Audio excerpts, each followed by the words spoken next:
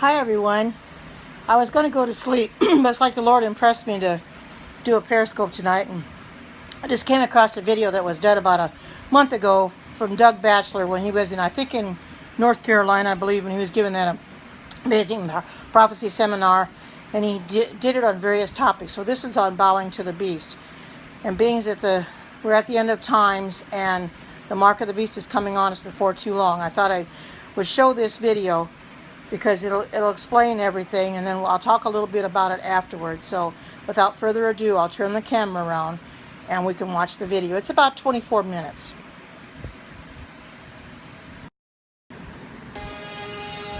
People should not be worshipped as gods.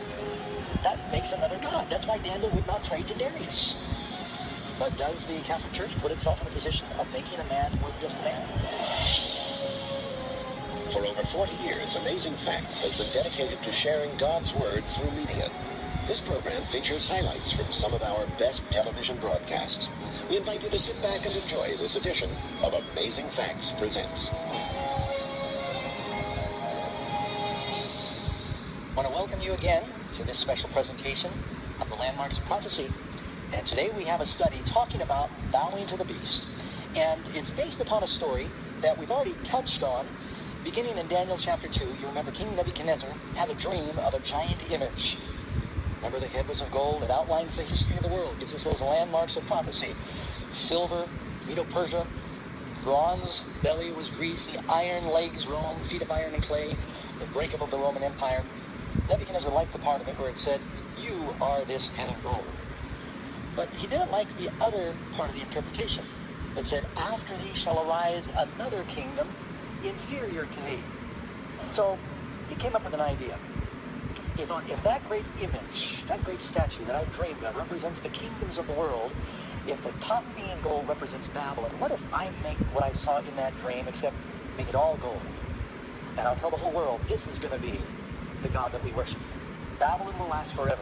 He thought he could somehow change the dream by doing this. A very driven king. So that's what he did. He made an image of gold, and it was probably the biggest one that's ever been made in history. And then he tells everybody, gathers the who's who in his empire. They all come to the plains of Dura. He's got the whole massive orchestra there, and he waits till the right moment as the sun is coming up and it's covered with a sheet, and tells everybody that when we unveil this statue and you hear the music, everybody must bow down and worship. We're going to unite the empire of Babylon through common worship. Is the beast power going to try that in the last days? And so he gives a signal, the music plays, and everybody bows down. Now there was a little encouragement. He said, and if you don't bow down, and whoso falls not down and worships, the same hour will be cast into the midst of a burning fiery furnace. So they played the music, and almost everybody bowed down. Except there were three Hebrews. Nebuchadnezzar knew who they were. He respected them. Three of his counselors. Their names were Hananiah, Mishael, and Azariah. Hebrew names. Babylonian names, Shadrach, Meshach, and Abednego. And they could not bow down. Why not? One of the 10 Commandments says you will not make a graven image and bow down to it. It's very clear. And they said, we have to choose. Do we obey God or do we obey man? The Lord accomplished through those three young men that day on the plains of Dura what he had been wanting to do through the Hebrew nation for hundreds of years.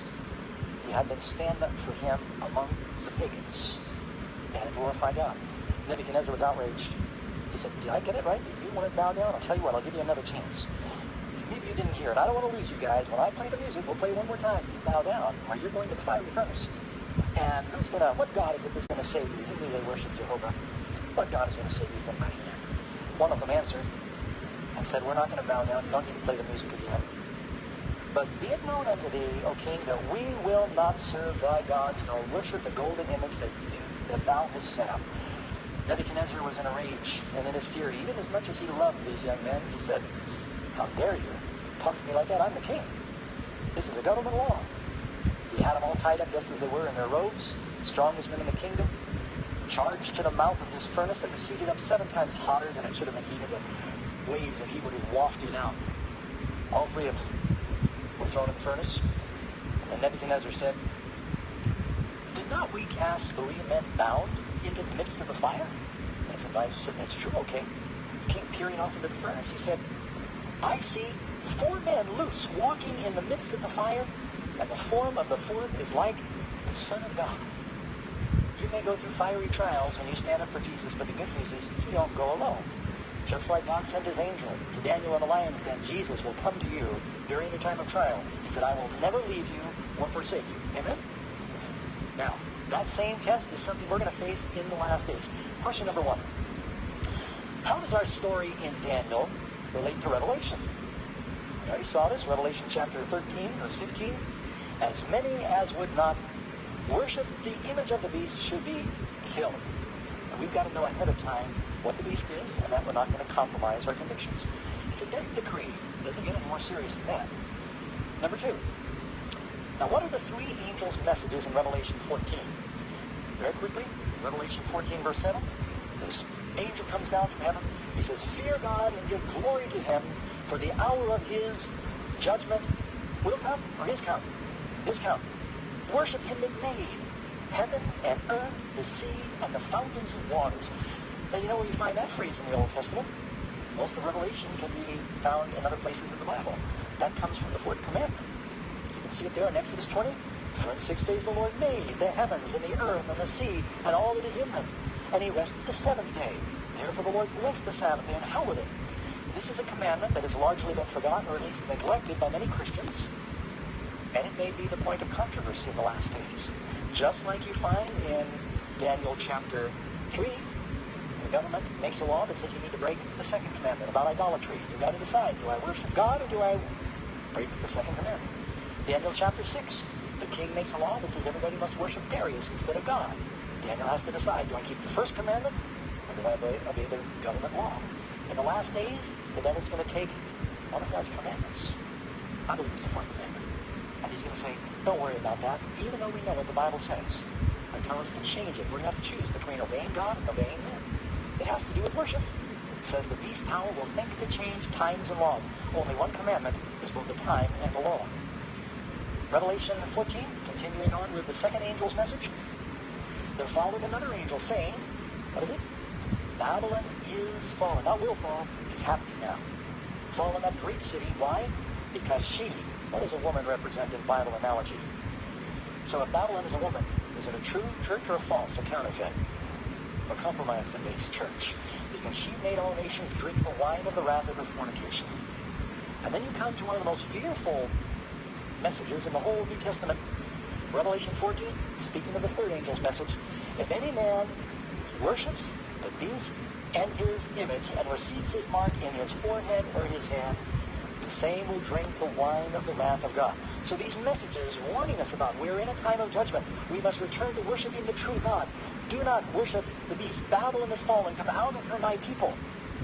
You see, God has his people right now in many different churches and religions around the world.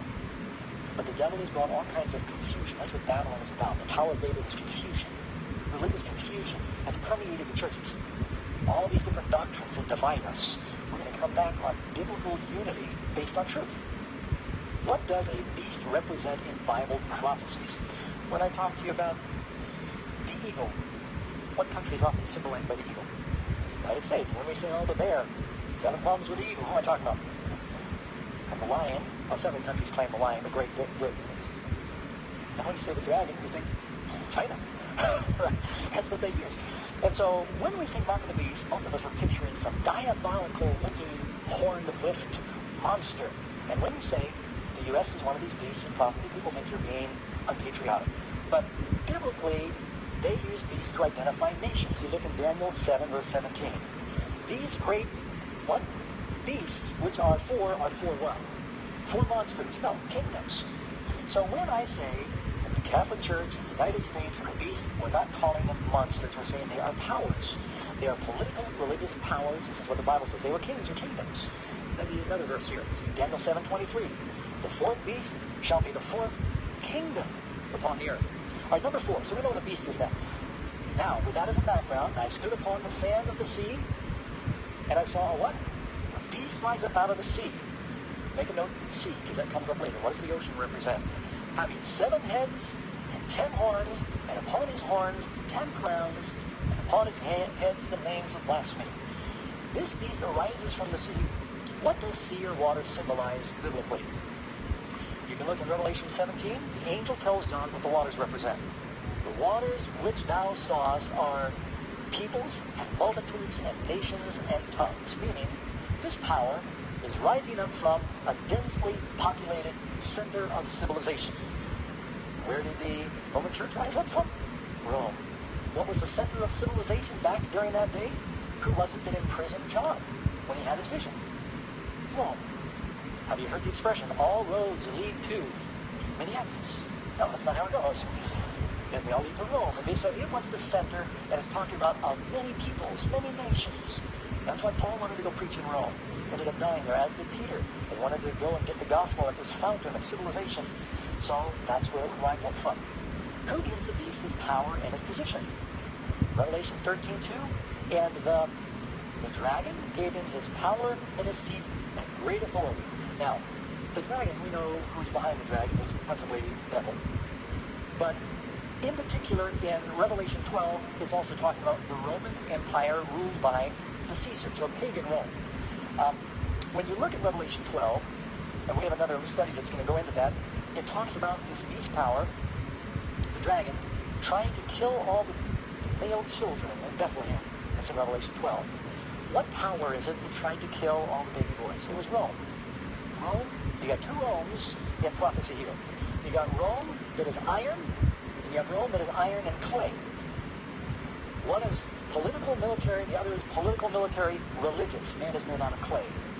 You got one Rome led by Caesars, but then as the Caesars began to decline, in their place, the church became legal, and now you have Rome led by the church. Right? And so this is all it's saying is the dragon, meaning pagan Rome, ruled by Caesars, gave his seat, handed over the seat, same kingdom, same city, same palace, to the church of Rome. And so these pagans that were told, now you're Christians, they brought all their pagan beliefs into the church. One commentator from history, this is Abbott's Roman History, he said the transfer of the emperor's residence to Constantinople named after Constantine, was a sad blow to the prestige of Rome, and at the time one might have predicted her speedy decline. But when the Emperor Justinian transferred headquarters from Rome to Constantinople, you would have thought the city of Rome is no longer the capital, it's just going to fall apart. But historians tell us the development of the church and the growing authority of the Bishop of Rome, or the Pope, gave her, Rome, a new lease on life and made her again the capital of the capital of the world, this time the religious capital of the civilized world. And we know from history that's exactly what happened. That's why it's not just called the Christian Church or even the Catholic Church, but it's called the Roman Catholic Church. How did the headquarters of Christianity move from Jerusalem to Rome? Where was that authorized? You read in the Bible, they had the councils in Jerusalem. Remember reading them in Acts chapter 15 and other places? In the history from the University of Rome, it says, to the succession of the Caesars came the succession of the pontiffs, or the popes in Rome. When Constantine left Rome, he gave his seat to the pontiff. And so there was a transfer of authority. Didn't we just read that? It says in the Bible, he will give him his seat. The dragon gave him his seat, power, great authority. That's that dragon power of Rome that killed Jesus and drove the nails in his hands. How far-reaching is the influence of the beast?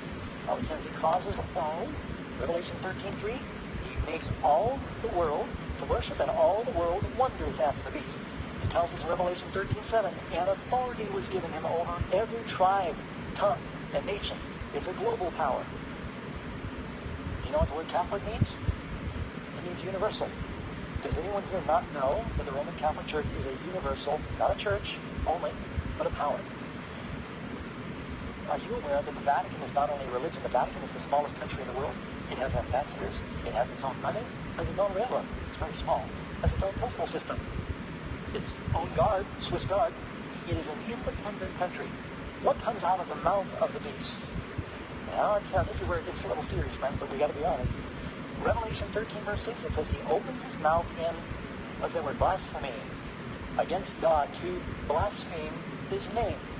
Now, you can also read about the beast power in 2 Thessalonians chapter 2, verse 4. It says he opposes and exalts himself above all that is called God, or that is worshipped, so that he as God sits in the temple of God, showing himself that he is God. Blasphemy means when a person puts themselves in the position of God. Now, just in case you don't believe my definition, this is the biblical definition.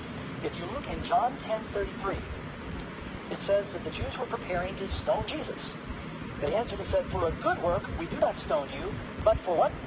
For blasphemy, and because you, being a man, make yourself God. People should not be worshipped as gods. That makes another god. That's why Daniel would not pray to Darius.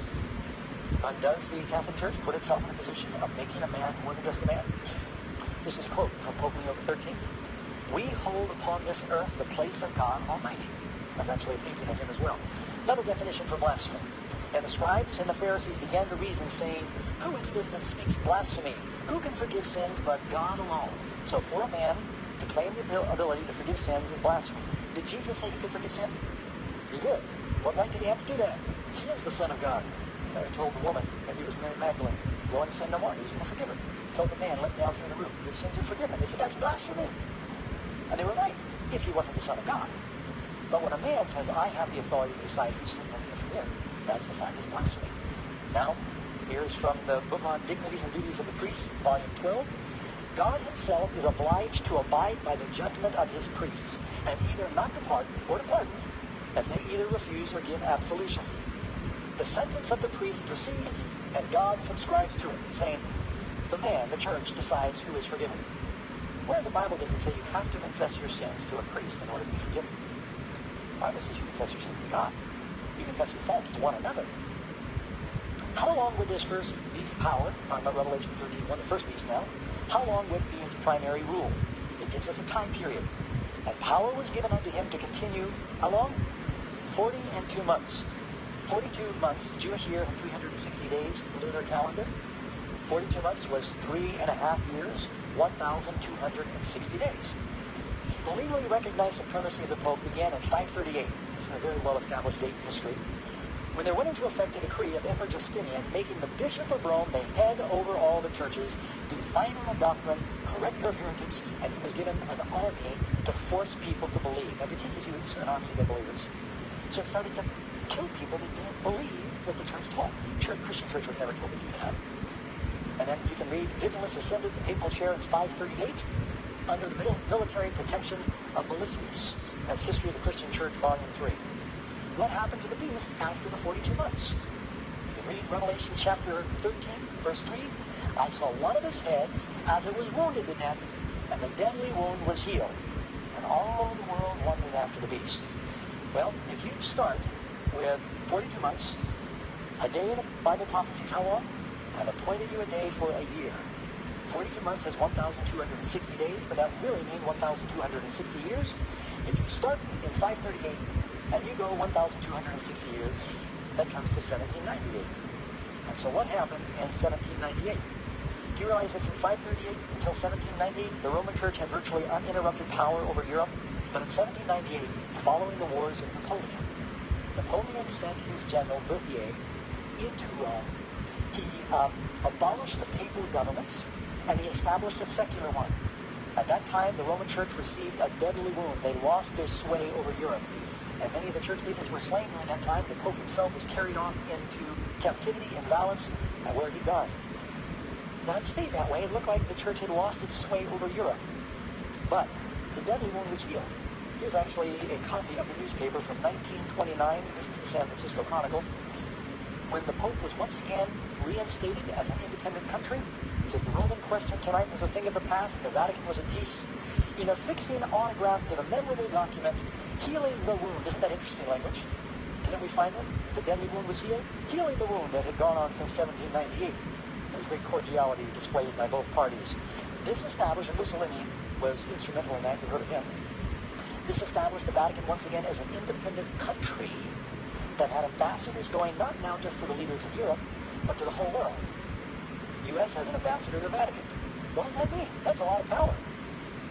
Matter of fact, Pope Francis in particular is a very unique man. He's the first Jesuit Pope, and to have one Pope resign, Pope Benedict XVI, and then to have another Pope who comes from obscurity from another country, from another continent, who has gone to such international prominence, he's in the headlines every single week. And it's usually some kind of earth-shaking news. The papacy has definitely gained worldwide influence, prestige, and prominence. It seems like a lovely man. I'm not talking about the person. He just seems so kind and approachable and down to earth. But what we're dealing with is the teachings, the official teachings have not changed. You know, the church, they basically claim infallibility. I can show you that black and white. Claim to have the ability to forgive sins. What is the mysterious number that identifies the beast? This is where it gets very interesting. Now we're getting to the end of Revelation 13:18. It says his number is what? 666. The official title for the Pope. It says it's the number of a man. It means a figurehead. Not any one particular Pope, but it's a position. It's an office. This is from Pope John Paul's book called Crossing the Threshold of Hope. Confronted with the Pope, one must make a choice. The leader of the Catholic Church is defined by the faith as the Vicar of Jesus Christ. That title, Vicar of Jesus Christ, in Latin, is Vicarius Filii Dei. That's the position, that's his official title. And is accepted as such by believers. The Pope is considered the man who on earth represents the Son of God, who takes the place of the second person of the omnipotent God of the Trinity. Kind of frightens me for any man to say, I take the place of Jesus on earth. If that's their teaching. Now, here's a quote from a document that actually has mysteriously gone missing. What are the letters on the Pope's crown and what do they signify? And it says, and this was from April 18, 1915, the letters on the Pope's crown are these: Vicarius Filii Dei, which is Latin for Vicar of the Son of God. When you take that Latin title and you convert it to using Roman numerals to their number equivalent, you know, in English our letters don't have numerical value, but the Roman letter V represents what? How many of you remember your Roman numerals? I is, X is 10, C, 100, like century, right? M is millennium or 1,000. So you take the Roman numerals, you take the title of the Pope, Vicarius Filii Dei, and you add that up, and what does it come to?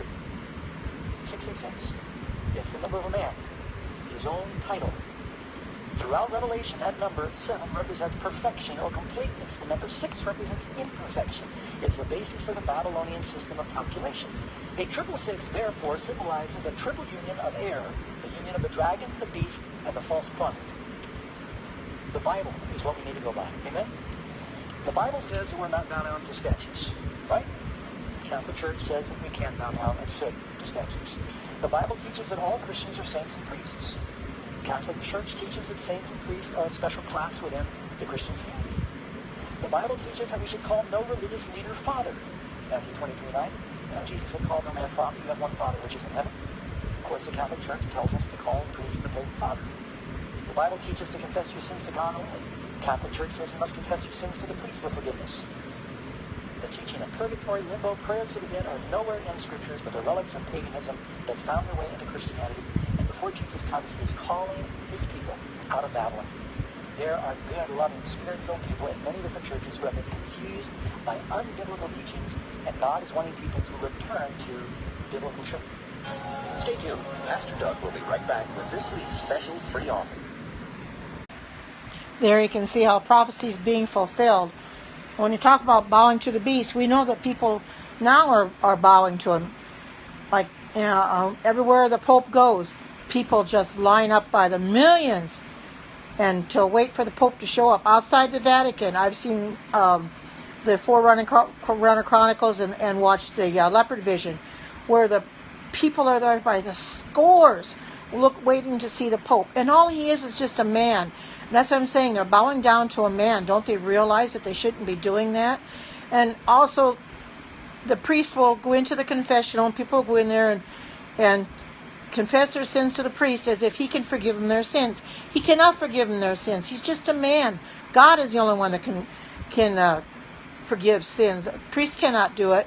Yet the people are unawares and they don't understand it. They're never told that the priest can't forgive their sins. They think that he's infallible, I guess, and that no, there's nothing he can do, that he doesn't make mistakes. And I think that's what the people are thinking about the Pope too. He's infallible and he's perfect, but he's not. And we all know that the day's coming when the mark of the beast is going to hit hard, and those that are not ready for it are going to be caught unawares, and it'll take the mark. And we don't want to be caught unawares. We have to stay in the Bible and stay true to God, because that is the telltale. And also the Sabbath. That is also another telltale of whether we're going to take the seal of God or take the mark of the beast. And as Dr. O was talking about, people in there don't want to accept the Sabbath, and people were asking about the Sabbath, and one gal in there couldn't understand how we can't buy or sell. She thought it was a chip. We know it's not going to be a chip. What the mark of the beast is and the Sunday law is going to be Sunday worship. If you are worshiping on Sunday, when the mark of the beast comes, you are automatically lost. You were taking the mark, and it's not in your. It's a symbolic. It's in your hand or in your forehead. It is not a chip like people like to say. It never was a chip. It's not. That's not biblical. So we all have to stay true and say we're not going to take the mark. I know it's going to be a terrible time. We're going to have to flee, and some of us are going to be martyred, and for our faith, we're going to be jailed. We're going to lose our Bibles. But I say, so what? Let them take them from me. Let them kill me, because it's just a momentary thing anyway. And it's Jesus I want to spend eternity with. And actually, when you think about being martyred and dying for your faith, is nothing compared to what it will be when the time of trouble hits. And if you're here during the time of trouble and you've taken the mark, that is going to be a lot far cry worse, because you have to be here during all 7 last plagues, and those are going to be absolutely horrible. They're going to be something similar to the ones in Egypt, where they'll probably have flies and locusts, and I'm not sure the water will turn to blood, and they won't have the death of the firstborn, but pretty much everything else. And I don't think any of us want to be here, want to take the mark. We're going to be here to see it. We're going to be protected.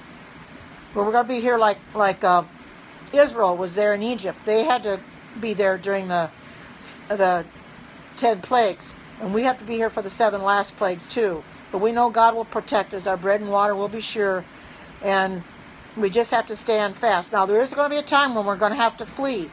We're going to have to run for our lives, and I'm willing to do that. If an angel comes and takes me to the mountain, I'm willing to go, because it's going to be far better than taking the mark, and because I want to stand up for God. I don't want to stand up for Satan, and we know that Satan is behind this whole thing with the Pope, him and the Jesuits.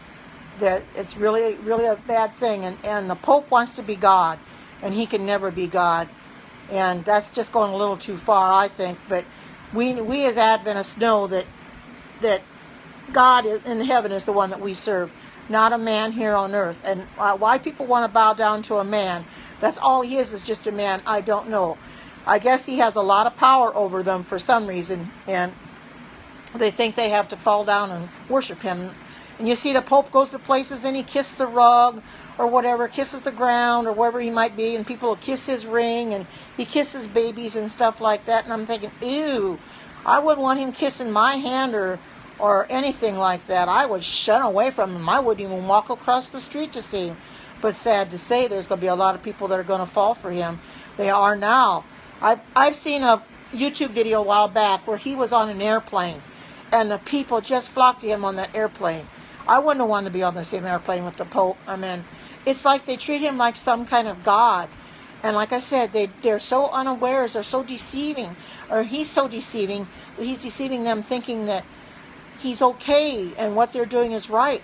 And I am here to say that I am not against the Catholic Church or against the people in the Catholic Church, let's put it that way, because there are some very loving Catholics in the church, but they are very wrong, they're sincerely wrong, because they think they're doing right and they're not, because they have never been told anything different.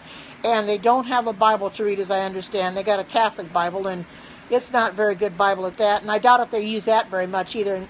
And the Pope really doesn't talk about Jesus. He calls Jesus that Jesus sinned, he's a liar, and everything like that. I don't know why people want to go to a church like that. I thought the whole idea of going to church is to worship Jesus, not worship some man. But we know when they go to the Catholic Church, they're worshiping the Pope.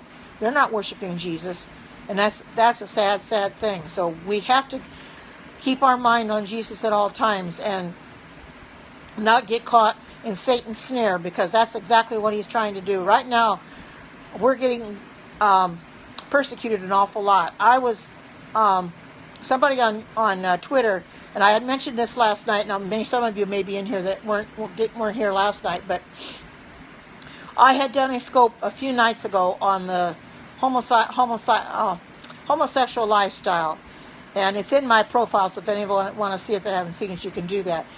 And this person apparently was in that scope. Now, I had an awful lot in the scope, so I don't know who was there and who wasn't. But anyway, he had told me, he tweeted to me, he says, "You have no idea about homosexuality, or have no clue."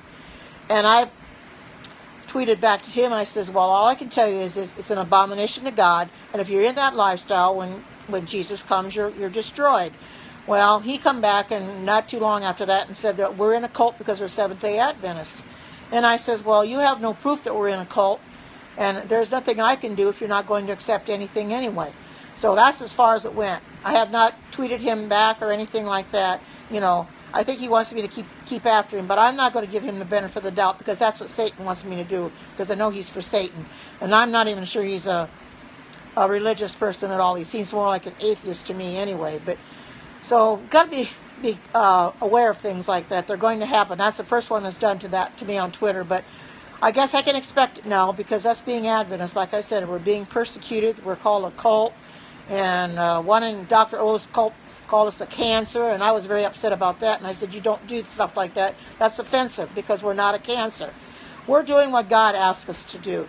And the only reason that people are against us is because of the Sabbath. It's that one commandment and that one day of the week that they take us up and tear us apart, because they think that we're all wrong and they're right because they keep Sunday. But they're not doing what God said. God said, remember the Sabbath day. He put the word remember in there because he knew people would forget, and they certainly have, and they still do to this day.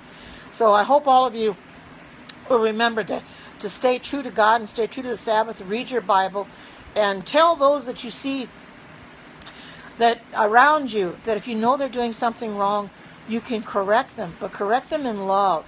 And don't be mad at them or anything like that, because if we get mad at them and we don't do it in love, we're only going to turn them away further and further. We need to be loving to these people and pray for them, because they don't know unless we tell them.